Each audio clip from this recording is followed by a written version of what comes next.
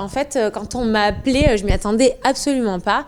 Et pour moi, c'était vraiment ma seconde chance pour prouver que j'étais une vraie aventurière, parce que dans ma première émission d'aventure, j'étais un peu frustrée d'avoir été évacuée médicale. J'ai pas pu aller au bout de l'expérience. Donc pour moi, c'était vraiment une deuxième chance qu'on m'offrait pour montrer vraiment de quoi j'étais capable. Parce que je pense qu'il y en a pas beaucoup qui miseraient sur moi quand on me voit arriver tout en paillettes ou de rose vêtue. Et je pense que j'ai quand même plus d'un tour dans mon sac. Non, moi je dirais que je suis arrivé là parce qu'on me l'a proposé gentiment. Quand la production m'a appelé, j'ai été surpris. Qui propose déjà ce genre d'émission un peu senior, parce que je commence un peu à être avancé au niveau de l'âge. Alors j'ai dit donnez-moi 2 jours de réflexion et puis je vous dis voilà si je peux avoir ma place là-dessus. Et puis tout bien réfléchi, oui, il n'y a même pas à réfléchir quoi. Je veux dire, je serai avec des jeunes. Alors c'est un peu moins mon milieu. C'est le monde d'influenceurs, de télé-réalité, mais encore une fois, ce que j'aime, moi j'ai vu tout de suite l'aventure, les Philippines, de la survie. On va sortir de sa zone de confort, c'est ce que j'aime. Donc voilà, j'ai dit tout de suite oui, le temps de m'organiser un peu. Et puis voilà, j'ai toujours un sac de prêt à partir. C'est où ils veulent, quand ils veulent, quoi.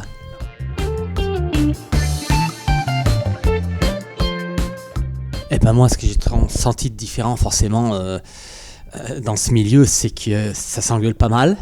Ça monte vite en pression, ça j'étais pas très habitué. Enfin, je regarde comme tout le monde à la télévision. Je me dis tiens là, j'y redoute un petit peu.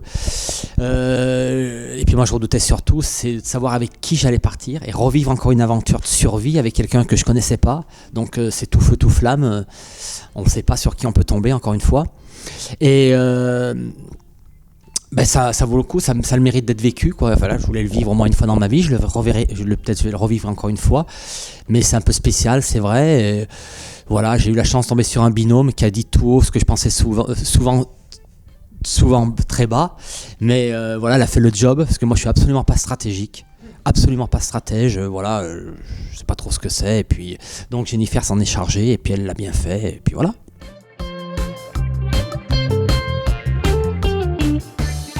Moi j'étais très très surprise, je m'attendais vraiment pas à tomber sur Fabrice. Et j'étais contente parce que je savais que c'était quand même un aventurier, déjà par les précédentes aventures qu'il a fait. Je sais que c'est quelqu'un de très sportif, donc je savais que ça allait être vraiment un atout pour rester le plus longtemps possible dans l'aventure. Je me suis dit que lui, il allait savoir faire des choses que moi, je saurais pas faire en survie. Même si j'avais déjà eu une expérience de survie, moi c'est pas du tout mon délire, la survie. J'aime bien mon confort, je suis très paillette, très maquillage, tout ça. Donc je savais que ça allait être compliqué à vivre pour moi, et au final je savais que Fabrice, même si on est aux antipodes, lui justement il allait me porter à ce niveau-là, et il allait justement me tirer vers le haut. Rassurer un peu. Alors 50-50, rassuré de la connaître, parce que déjà voilà, je la connais, je ne sais pas complètement qui c'est, comment tu t'appelles, qu'est-ce que tu fais, tu viens d'où, donc je connaissais un peu le personnage, mais je me suis dit quand même, je la connais plus Jen princesse que Jen de la jungle, et je me suis dit là-dedans, et puis je sais ce qu'elle a vécu sur des aventures, des grosses aventures, ce qui est peut-être plus dur qu'elle ait fait, et je me dis la revoir là dans la jungle avec les insectes, la survie, c'est peut-être pas gagné, donc à voir comment ça va évoluer. Mais j'étais contente de la voir, ouais, quand même.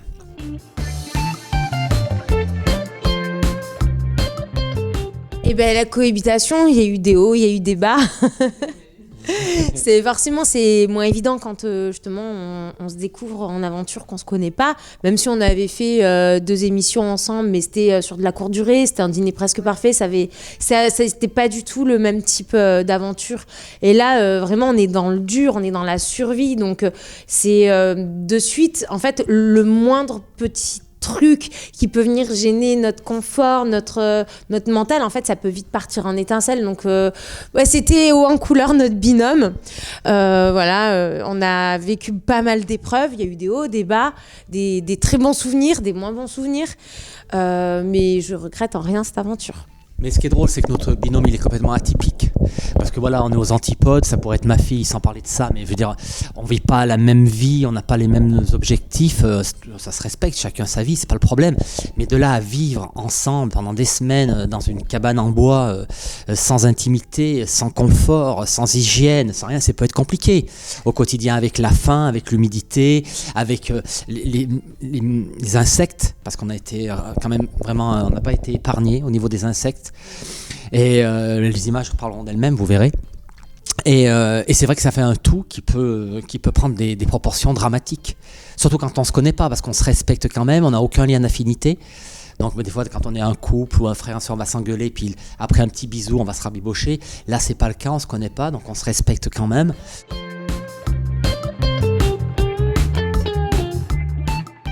Ben pour moi, pour le reste du casting, je connaissais personne.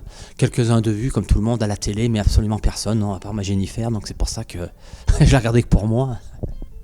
Moi, pour ma part, le reste du casting, je connaissais un petit peu Jessica à l'extérieur, mais vraiment un petit peu. Genre, on avait mangé une pizza une fois ensemble au resto. Et les autres, je savais qui c'était, mais je les connaissais pas.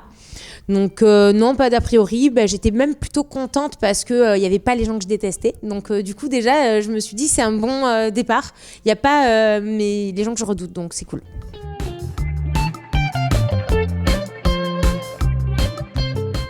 Je pense que ça a matché, voilà, parce que moi je crois encore un peu à l'humain, j'ai fait des efforts, mais même pas trop. J'ai fait, voilà, quand j'en ai marre, je suis comme tout le monde, quand on me pousse à bout, il arrive un moment, voilà, je suis gentil, Fabrice il est gentil, mais il y a des limites.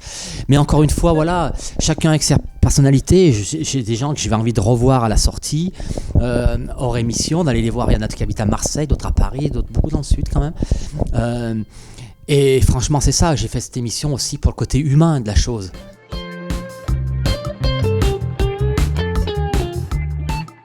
Laurent, super sympa, super avenant, il explique bien les épreuves, il a toujours le smile, et puis on sait qu'il a souffert aussi comme nous dans ses précédentes aventures, donc il comprenait ce qu'on vivait, et ça quand même c'était un peu un réconfort quand même, je pense, même si il pouvait pas vraiment nous aider. On était toujours contents de le voir, ça nous sortait un peu de la survie. Laurent, c'est quelqu'un de bienveillant, qui trouve toujours les bons mots. Alors voilà, il fait pas de favoritisme, on le voit pas tellement, hein, il fait son rôle de présentateur, qui fait très bien d'ailleurs, il a trouvé sa place, et bravo. Et puis il sait de quoi il parle, donc c'est bien d'avoir affaire à quelqu'un qui a du vécu. Il transpirait pour nous presque quand on se déchaînait sur des duels ou sur des épreuves. Il est là, il vit le truc à fond, on sent que c'est un gars qui aime barouder, et je trouve qu'il a vraiment sa place dans cette émission, et franchement c'est un bon gars.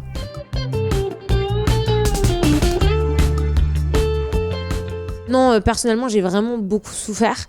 En épreuve, c'était vraiment pas de la tarte. Mais je pense que tout le monde est d'accord pour dire ça. C'est pas du tout de la nunote, c'est un vrai... c'est une vraie émission, c'est une vraie aventure, quoi. Il y a pas de... c'est pas un jeu, c'est vraiment du haut niveau sportif, je pense. Je pense que Laurent ne nous a pas épargnés, ça c'est évident. On en est sorti amaigri. De toute façon, les images prendront d'elles-mêmes. Je veux dire, ça c'est pas du cinéma, c'est pas fake. Les gens pourront penser ce qu'ils veulent. Moi j'ai perdu peut-être 6 kilos, d'autres on a perdu 8 en étant 7, ouais. Ou 7 en étant déjà arrivé, pas trop épais. Non mais vraiment, je suis agréablement surpris d'ailleurs. Encore une fois, les gens penseront ce qu'ils veulent, mais nous on sait ce qu'on a tourné, on sait ce qu'on a vécu. Il n'y a pas de scénario qui est écrit à l'avance. Et vraiment, c'était une aventure. J'en ai fait quelques-unes dans ma vie, mais celle-là restera peut-être une de mes plus belles et très costaude, vraiment. C'est la première fois que je reviens de ce genre de voyage où j'ai faim, où je me lève la nuit en sueur pour manger. Ouais, bon, je pense qu'on est allé puiser très très loin. C'était presque même le temps que ça s'arrête pour certains, même pour moi qui ne suis pas un surhomme. C'était quand même le temps que ça s'arrête. Je l'ai ressenti, voilà, avec le temps. Mais encore une fois, voilà, c'était une belle aventure. Ça se refuse pas. C'est incroyable. Ouais.